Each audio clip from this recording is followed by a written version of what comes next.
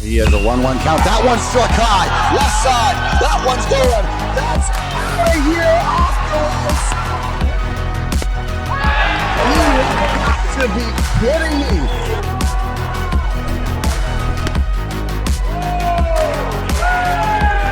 Fireworks. Here you go.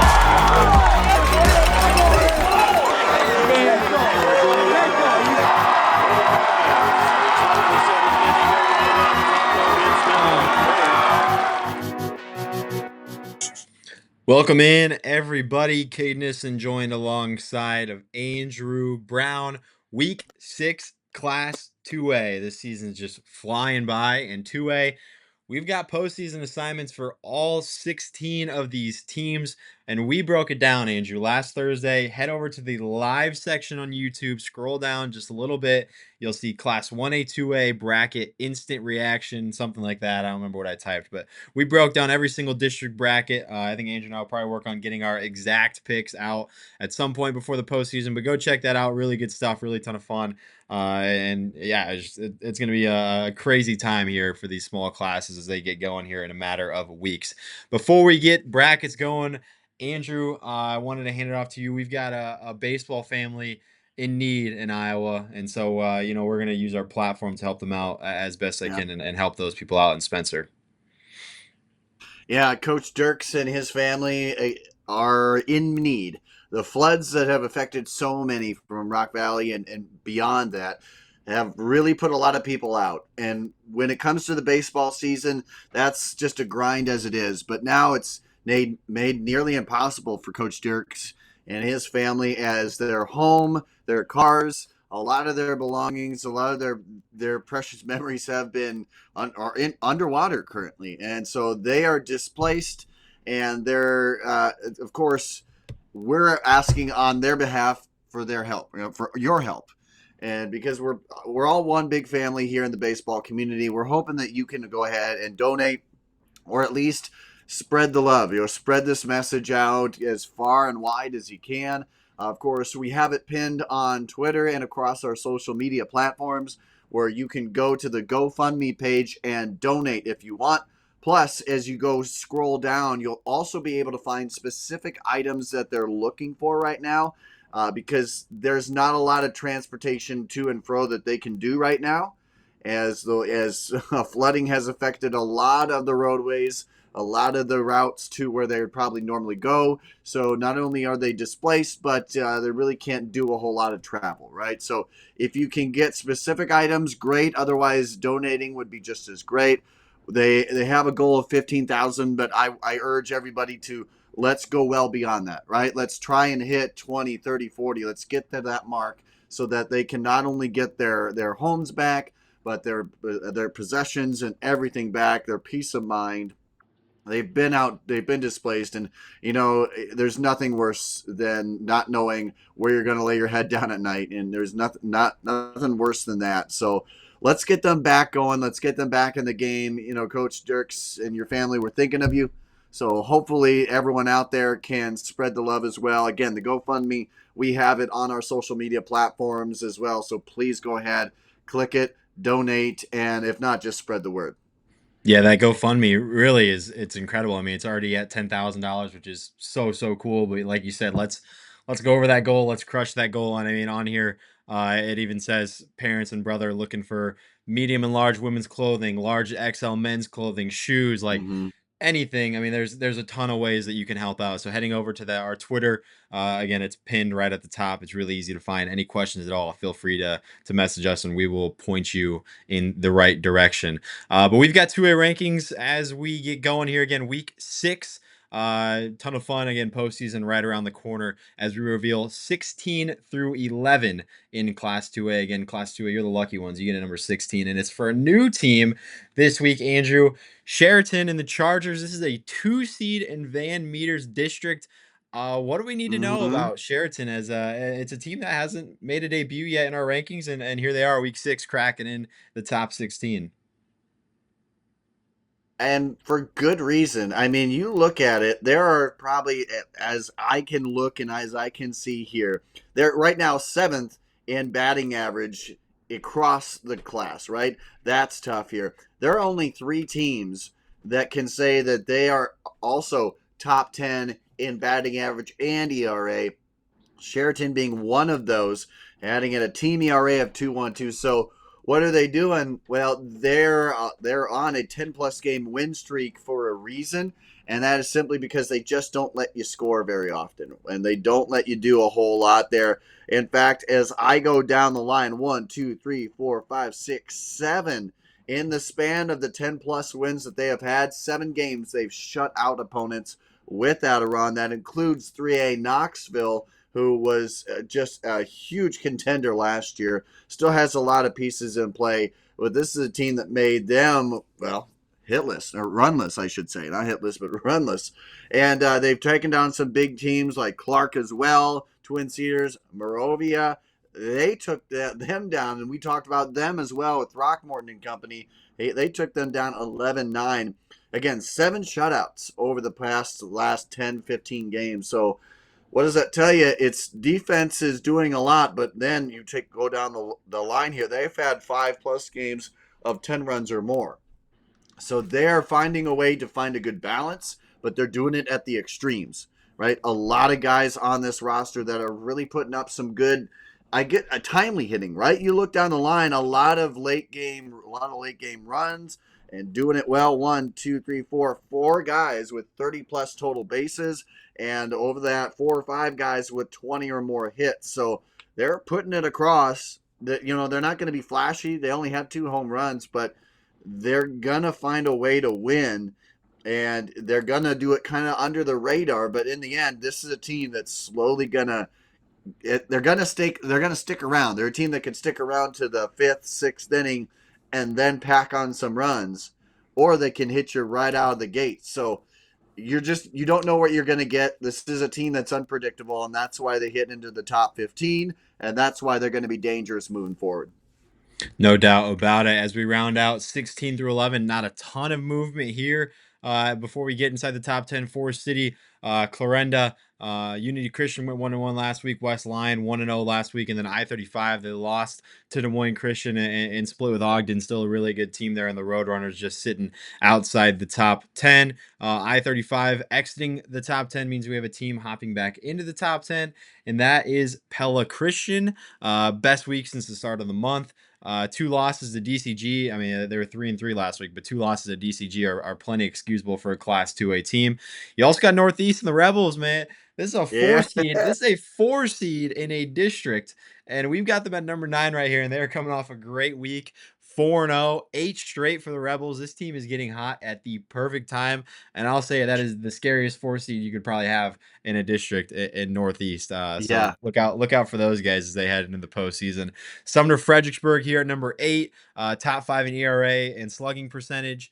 New Hampton at number 7. They also climb up, combining for a score 20-3 in a doubleheader with Crestwood. They're piling on the stats. Then Esterville, Lincoln Central. Honestly, just a lot of rainouts, and so this team's kind of just holding still here at number 6. Just not much to know. I mean, we already know a lot about ELC. We know a lot about these guys. Just not much of a sample size as far as the recent days go. Let's get into the top 5, though. Same 5 teams as last week. We do have some movement, I got to say, inside the top 5. So stick around and see what's going to go down in Class 2A as revealed. Beckman Catholic at number 5, Andrew. 11-10 loss to Assumption and a 5-3 loss to Xavier. It could get a lot worse. I mean, 2-2 last week. This team, like we talked about, they test themselves so much in season that the record is never sexy, but once postseason comes around, it's a tough out in Class 2A to take out this Beckman Catholic squad. And we saw that last year. It didn't matter that they were in a new conference. It didn't matter that they had a new coach, right? They just kept working it. And it does matter a lot, because this is the prime example of it matters who you play. It's not everything, but it's a big chunk of the conversation, because they play Lewis Centrals of the world. They play Harlans. So they routinely go against teams that have the talent that a lot of 2As may not have. So you go there, iron sharpens iron, and that's what you're going to get here. And by the time they're done, they're a pretty sharp team. So they can spearhead themselves well in. And again, like you mentioned, they're not going to be flashy. They're right in the 20s in terms of strikeouts. They're 15th in team batting average at 308, which is impressive given their schedule, as it is one of the toughest rated schedules in 2A.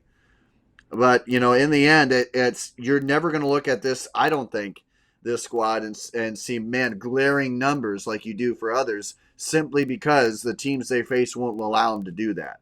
So in the end, though, man, this is fun. Yeah, what there's a lot of guys that you can go up and down the line and talk about here. I do like that they're steady, consistent. I mean, they did sweep Anamosa in the doubleheader recently. So they again find the way to do that, and then again that's a tough team, always fun. But I like Sigworth, I like Florence, all those guys with 30 plus total bases coming in, and I know I say that a lot, but that stat means a lot to me anyway.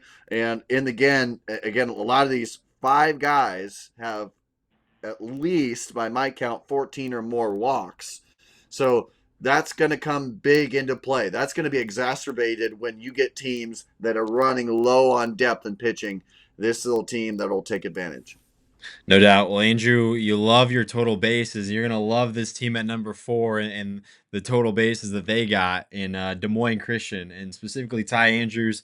He's class leading in home runs with 5 and 14 Yep. doubles. This guy's a total base machine, and he's got a really good team around him. We very well know it's not just Ty Andrews at this point. I mean, that team was 6-0 last week. I'll say their district. I'll say it again. This is a really tough district for them. Sitting right now, they got number 10 Pella Christian and number 11 I-35 in their sub-state, in their district sisters or whatever you want to call it. So a really tough draw, but Des Moines Christian. I mean, there's no doubt that this is the team expected to get out of it, and it's because of the incredible season they've had so far. Yeah, I mean they have been consistent right now. Again, nearly 6 runs average per game. Again, run differential nearly 6 itself. But watching them play, we got to see them at the Pronging Classic, and we didn't see some of their big guys like Isenhart on the mound. We didn't see the Andrews on the mound, right? But they still had a heck of it. I mean, I will say that who we saw, Threatman, I think. Oh man, I gotta look here.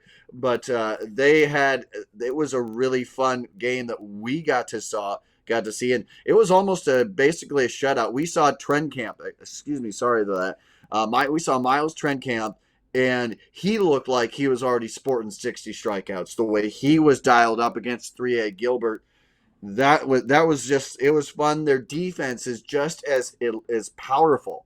Their pitching is just as powerful. And the fact of the matter is, you have 2 underclassmen leading that pitching staff, and then you get to Robert Oliver. I mean, that's dangerous, because you could potentially get deep near the title game here, the sub-state final, and you're going, okay, now Brady Andrews back at it again. Isenhart ready to roll again, right? So you can have Isenhart match up to his pitch count, and then you can flip on over and go any one of them from Elam, Oliver, Isenhart, Andrews. You can go there. So yes, I love their offense, and Ty Andrews is the guy that is a steal for Kirkwood. I guarantee you they're going to have a great time with him. But yeah, this is the best. Brady Andrews, I've been told, has been the best that they have seen him ever since he started, right? I mean, he came on as an 8th grader last year, a little down season, but man, they're seeing so much improvement in his velocity, his handwork, footwork, and all of that.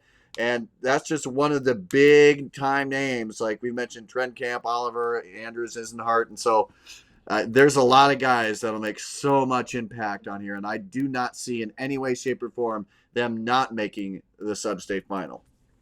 No doubt. Well, perfect week for Des Moines Christian. Also a perfect week for Underwood, who sits here at number Yeah. 3. We know the story with Underwood, Andrew. We don't got to go too in depth on them. I mean, they got Louette, the sophomore, just slugging out of his mind at 860. But what makes them so dangerous is they got a full lineup of guys that are just impossible to pitch Yes. around. And if one of them doesn't get you, someone else is. I mean, I'm going down the line. It looks like half their lineup is slugging over 550 at this Oh my point in the gosh. year.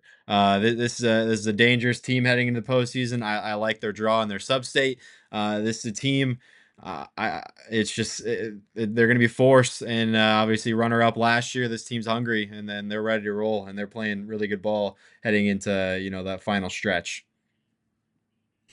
Yeah, no doubt. I'm with you there. There's not much more to add other than this has just been the dominant team we've seen, and this was a dominant week again for them. The win over Creston is big, and it says that they're here to play with anybody. I would love to see them at the Prong Classic as well, because this is a team that has the depth to match up to anybody. So yeah, I love them and where they're at. No doubt. Well, number 2 this week is last week's number 1 team, Van Meter. They do drop out of that one spot. Strictly business here, I'd say. I mean, they were 2-3 last week, I believe. And really, it was only because they stepped outside of their class and really matched up against some upper competition. Lost to 3A West Mm-hmm. Delaware, lost to 4A Waukee Northwest, and lost to 4A Valley in a 1-0 game. So, Van Meter, I mean, this team is just testing themselves heading into the postseason, and that doesn't stop. I mean, they've got a date with the Moines Christian coming up this week Yeah. on the 25th, and then a date with DCG this week as well. And then even before the postseason, you got North Polk coming to town, coming to Van Meter High School. So I mean, Andrew, it's impressive how this team just is not afraid to step out of their competition level, and really they've picked up plenty of wins against 3A opponents at this point where. We know Van Meter is the Van Meter of Mm-hmm. usual, and this team is ready to roll before they hit their bracket. I know it sounds like a broken record, but I don't think we'll ever find a year in which Van Meter baseball isn't dominant, right? They're just that well coached. Coach Baumhover is arguably, I would say, one of the coaches of the year every year. The way that he has gone through, I love his backstory. I love how he has come in and just taken this, made it his own, and it's just fun. He's great. If you ever get the chance to talk to him, I would, because he knows the X's and O's of the game very well. But yeah, no, they just do what they do. You know what? And they have a good 1-2 punch and bomb over and more on the mound, and then rightfully so. I will say this is probably the one of the deepest lineup, because I watched as a number 9 hole hitter, 8 and 9, just absolutely raked in the time that we got to see them. And then that's without mentioning the top of the order as well. So any way you look at it, you're gonna get dinged if you face Van Meter. Well, there's only one team left to put in this number 1 spot, and it's another really good story, and it's West Marshall. I'll pull up where they were in the preseason. Preseason ranked number 4. So this is a team we knew about. I mean, they were 27-7 last year. We knew this team was going to be good. I don't know if we knew this team was going to be this good. This is incredible. 17 wins in a row. I don't know what the biggest win streak is in the state of Iowa at this point off the top of my head. That's got to be up there. 27-1. I'm Yeah, looking at their past seasons, Andrew. This team's approaching, I mean, historical measures in terms of West Marshall. 30 wins hasn't been done since the summer of '07, and that's the first year that you can even pull up records on Bound. So this West Marshall team is 3 wins away from hitting that 30 win mark and becoming an elite territory, not only in West Marshall history, but in the state. And this team is on a buzzsaw right now. The pitching's elite. This team can rake. Owen Seegert and company. I mean, they're tied for the league in home runs in Class 2A. They're 4th in batting average. It's not even talking about their pitching, which is 2nd in qualified ERA among innings. So I mean, West Marshall, this team's gonna be a ton of fun. It's gonna be one that a lot of fans, I think, will enjoy watching as this bracket comes down, and inevitably in Carroll if it comes to that. well, yeah. I mean, looking down the barrel of their 7th 20+ win season, 4 in a row, but they've had 13 games. Let's see, if I had 13 or more games this year of holding teams under 4 runs or less, right? And I looked down it. In fact, I see actually none. One other game. One other game that I see in which they gave up more than that, and that was in a loss to Pella Christian, and again the only loss that you see on the docket here. But you beat 3A's Pella, you sweep Linville Sully. I mean, you just go down the line: Coon Rapids Baird, Alto Aurelia, Woodbury Central, and you think, man, okay, so what are they, like 2-5 in that mix? And you go, no, they beat them all. I mean, at this point, I don't know. I don't know how you go against this. This is truly. I don't think that this will be a slip up in the postseason. I think that you look at here and go, there is no way that you can say there's a hole in this offense or the defense. You mentioned the guys, the main players, but it goes so deep, 1 through 9. Yeah, I'm not lying. They've beaten the Grinnells, they've beaten the Palace Linville Sullies, they've done that. What more do they have to prove? Making it to state and then Yep. beyond. So Yep. yeah. Yeah, I like their sub-state too, Andrew. I mean, good teams here in this bunch. I mean, I'm not gonna diss on these other teams, but none of them ranked at this point in our polls. And Roland Story, Dyke, New Hartford, and Applington, Parkersburg, the other 1 and 2 seeds. So quality programs. There's no doubt about that. But West Marshall, I mean, this is their sub-state at this point. So I'm excited to see what they can do in the postseason. Well, that was it. Number 1, West Marshall taking over the top spot for the first time this year, I do believe, in Class 2A. Class 2A shaping up to be a ton of fun, a lot of stars, a lot of big names, and we've got it all covered heading down to the postseason. Go follow us on socials. Go follow us anywhere you can find us. Help out that Dirks family when you can. Go to that GoFundMe, check it out, and do what you can to help those guys out. We appreciate everybody for tuning in. Class 2A fans, we'll catch you next week.